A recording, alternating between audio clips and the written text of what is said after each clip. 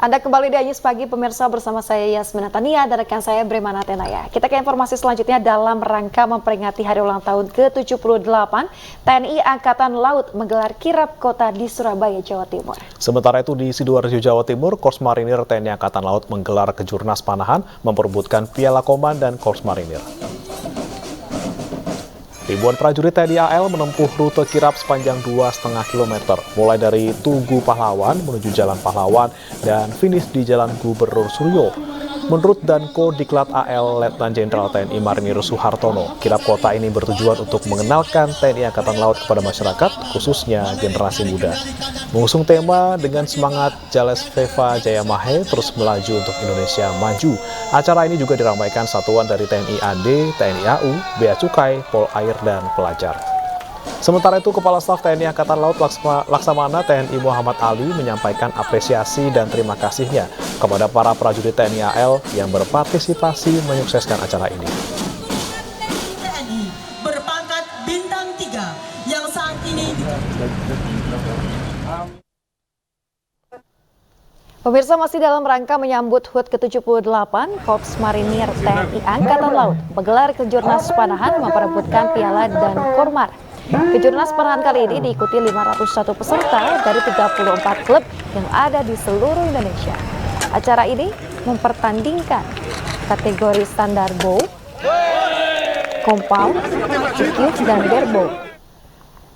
Dan Kormar Majen TNI Nur Alamsyah membuka acara sekaligus memberikan motivasi kepada para atlet yang berlaga di lapangan Apel Mako Pasmar 2, Kedangan, Sidoarjo, Jawa Timur.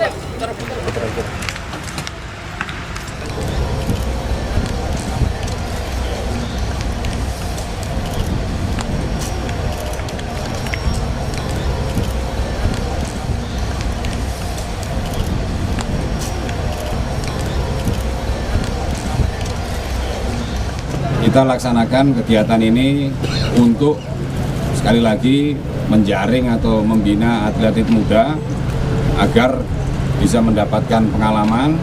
Kemudian bagi atlet-atlet yang sudah senior atau sudah mulai merasakan hawa persaingan yang baik, ini merupakan salah satu event yang secara tahunan dilaksanakan oleh Korps Marinir. Kebersamaan TNI Polri melalui berbagai pertandingan olahraga digelar di Markas Tengkorak Kostrad Karawang, Jawa Barat. Pertandingan yang dilombakan mulai dari badminton, voli, hingga menembak.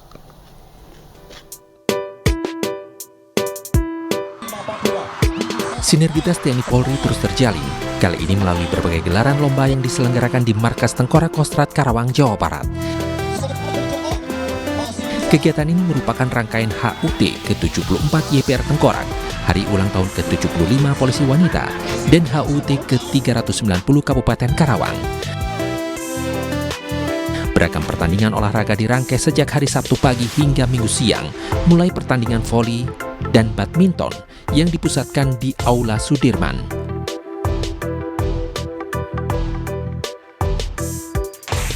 Sementara para polisi wanita mengadu keterampilan dalam menembak pistol di ujung timur asrama Markas Yonif 305 Karawang. Kompetisi digelar untuk meningkatkan kemampuan polwan dalam menembak.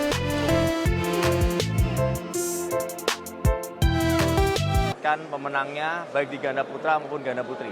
Semoga kegiatan ini selain juga menyaring potensi-potensi bakat talenta badminton Kabupaten Karawang, dan yang paling tentunya meningkatkan juga sinergitas TNI Polri di Kabupaten Karawang, khususnya antara Polres Karawang dengan Yonif 305 para rider. Usai gelaran berbagai pertandingan selama 2 hari, kompetisi olahraga TNI Polri ditutup dengan penyerahan hadiah bagi para pemenang.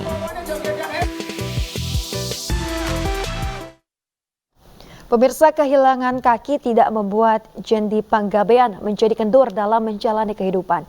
Jadi justru menjadi salah satu atlet andalan Indonesia dalam cabang olahraga para renang dan sudah mengantongi berbagai medali.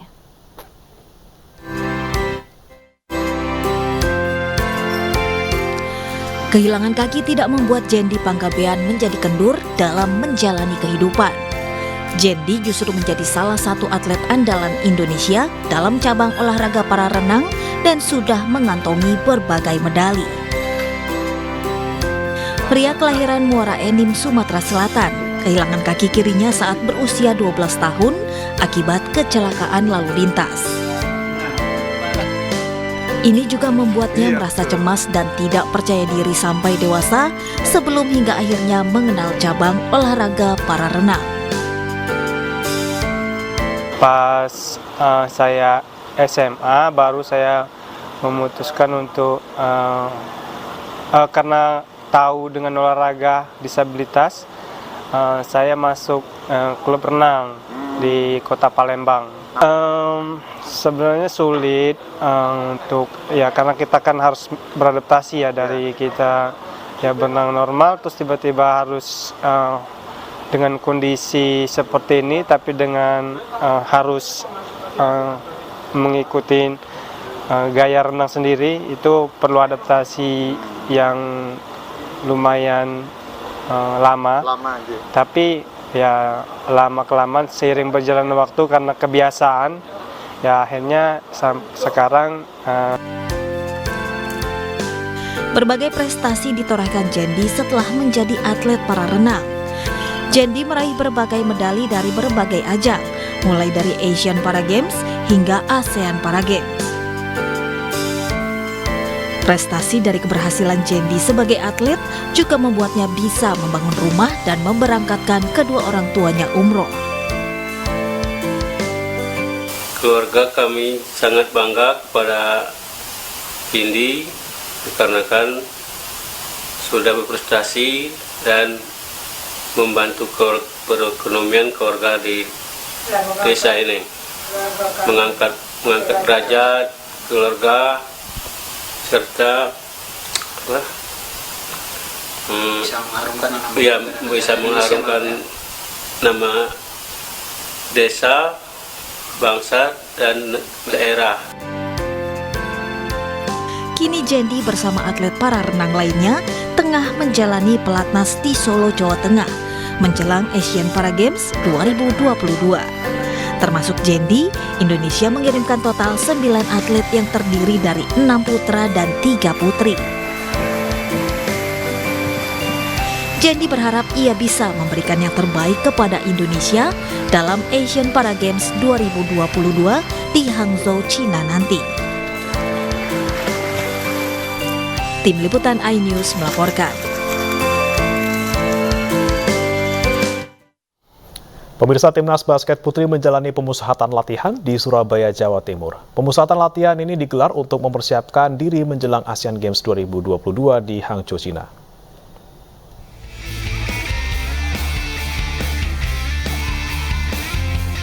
Timnas Basket Putri menjalani pemusatan latihan di GOR CLS Surabaya, Jawa Timur pada Senin siang. Dipimpin pelatih Marlina Herawan, penggawa Timnas Basket Putri ini sudah 4 minggu menjalani pemusatan latihan sejak FIBA Women's Asia Cup 2023 Divisi B. Program latihan digelar 2 kali dalam sehari. Latihan difokuskan pada kekompakan, kepercayaan diri, dan kondisi masing-masing pemain. Kita persiapan udah masuk ke minggu keempat, udah lebih lumayan, udah sempat juga ada tambahan energi dari pelatih asing untuk bantuin kita memantapkan segi individual. Jadi secara keseluruhan udah lebih matang, hanya untuk memoles dikit-dikit aja supaya sistem yang mau diterapin itu bisa berjalan lebih baik. Dari segi persiapan sih dari pelatih juga udah ngasih semua yang udah dikasih, jadi tinggal dimantepin aja dari segi defense, terus dari segi offense juga tinggal dipoles sedikit-sedikit detail-detailnya untuk pas main nanti. Untuk dari segi chemistry sih ini kita udah ngumpul udah lumayan lama sama pemain, dan kemarin juga kita udah ada team bonding juga ya. Dengan adanya team bonding dan kebersamaan ini ya kita semoga dari segi chemistry dapat. Pemusatan latihan kali ini juga sudah memasuki minggu terakhir sebelum kemudian Timnas Basket Putri berangkat untuk Asian Games 2022 di Hangzhou, China. Dari Surabaya, Jawa Timur, Yuda Prawira, iNews melaporkan. Beralih ke informasi dari dalam negeri, pemirsa, kebakaran menghanguskan sebuah rumah semi permanen di Palembang, Sumatera Selatan hingga merambat ke rumah mewah di sebelahnya. Api diduga berasal dari korsleting listrik dan ledakan gas LPG 3 kg. Bahan kena Rumah semi permanen di Jalan Kiai Haji Balkis, Seberang Ulu 2, Palembang, Sumatera Selatan, terbakar pada Senin siang. Api bahkan merambat hingga ke rumah mewah yang ada di sebelahnya. Akibatnya, bangunan rumah semi permanen dan isi lantai 2 rumah mewah ludes terbakar. Warga awalnya melihat asap hitam pekat yang keluar dari dalam rumah. Tak lama kemudian terdengar ledakan yang disusul kobaran api. Api diduga berasal dari korsleting listrik dan ledakan gas LPG 3 kg. Tadi belum kesini, belum nyebrang sini. Sampai tadi mulai nyebrang sini. Infonya api berasal dari mana, Pak Lurah? Ada yang menyampaikan konsleting listrik, kalau ada juga yang mau meledak. Saya juga belum tahu karena nanti kita akan kumpul. Kebakaran dapat dipadamkan 1 jam kemudian setelah 6 mobil damkar dikerahkan ke lokasi. Tidak ada korban jiwa dalam peristiwa ini. Dari Palembang, Sumatera Selatan, Muhammad David, iNews melaporkan. Pemirsa, sejumlah tenda yang berdiri di depan Jakarta International Stadium atau JIS akan segera ditertibkan jelang penyelenggaraan Piala Dunia U17. Namun warga penghuni tenda menolak untuk dipindah sebelum mendapatkan kepastian untuk bisa tinggal di Kampung Susun Bayam setelah kediaman mereka tergusur proyek JIS.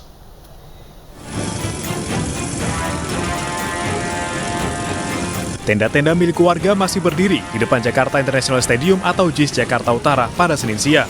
Tenda-tenda ini dihuni oleh 7 kepala keluarga yang berisi 35 orang warga Kampung Bayam. Mereka bersikukuh untuk tinggal di sini meski telah diminta untuk segera pindah. Alasannya, mereka ingin mendapat kepastian untuk tinggal di Kampung Susun Bayam usai kediaman mereka tergusur pembebasan lahan proyek JIS. Selain itu, warga yang telah tinggal di tenda sejak November 2022 ini mengaku tak sanggup membayar kontrakan dan menolak pindah ke Rusunawa Nagrak. Izinkan kami ke dalam. Memang dulu kami pernah sepakat untuk memiliki satu kerinduan besar bahwa kami ada di sini, tujuannya menanti waktu untuk ke dalam. Nah, sampai saat ini pun nanti ketika mereka mau membongkar, apa yang kami inginkan itu mau terjadi. Tetap kita bertahan sampai sampai solusinya ya. Tetap kita akan ke Japro, kita akan bersurat ke Japro, sudah kita lakukan. Setelah itu kita bersurat dengan PPD Jakarta, sampai kita. Seharusnya tenda-tenda ini sudah dibongkar untuk pembangunan trotoar sebagai persiapan Piala Dunia U17 November mendatang. Namun pembongkaran ditunda karena pihak kelurahan memberikan keringanan hingga hari Jumat. Warga pun diimbau untuk memilih rusun di sekitar Jakarta Utara untuk menjadi tempat tinggal. Kami sudah menawarkan kepada warga untuk bisa pindah ke rusun-rusun yang ada di wilayah Jakarta Utara. Menawarkan. Jadi kemarin tadi dia datang dan setiap kali saya ke sana sudah sosialisasikan. Ya intinya mereka itu kita tawarkan untuk masuk ke rusun-rusun yang ada di tempat kami yang ada di Jakarta Utara. Seharusnya, warga Kampung Bayam yang tergusur otomatis menjadi penghuni Kampung Susun Bayam atau KSB. Namun menurut pemilik bangunan KSB, Jakpro, KSB hingga kini belum bisa dihuni karena Pemprov DKI Jakarta belum memberikan legalitas pengelolaan resmi kepada Jakpro.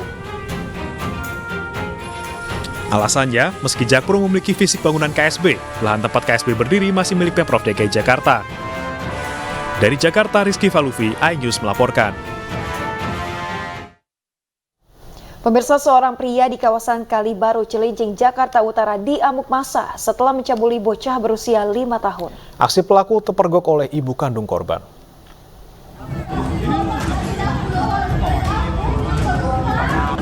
Pria ini meringkuk dan terus memohon maaf di pos RW 07 Kalibaru, Cilincing, Jakarta Utara, Senin petang. Ia tak berkutik di tengah kepungan warga yang geram dengan ulah cabulnya. Ia bahkan sempat digendong salah satu warga dan diduga akan kembali dihakimi, namun berhasil dicegah. Sebelumnya, pelaku jadi bulan-bulanan warga usai diduga mencabuli seorang bocah perempuan berusia 5 tahun. Aksi bejat pelaku terpergok oleh ibu kandung korban hingga memancing amarah warga. Untuk menghindari amuk massa, pelaku pun dibawa ke kantor polisi. Jadi menurut ibu korban, posisi dia mencari anaknya yang sudah tidak ngontrak di kontrakan tersebut. Begitu dia bilang sudah tidak ada, dia berusaha untuk numpang tidur. Tapi posisi suaminya sedang tidak ada, jadi menolaklah ibu korban. Melihat anaknya tidak pakai baju, posisi pakai celana doang.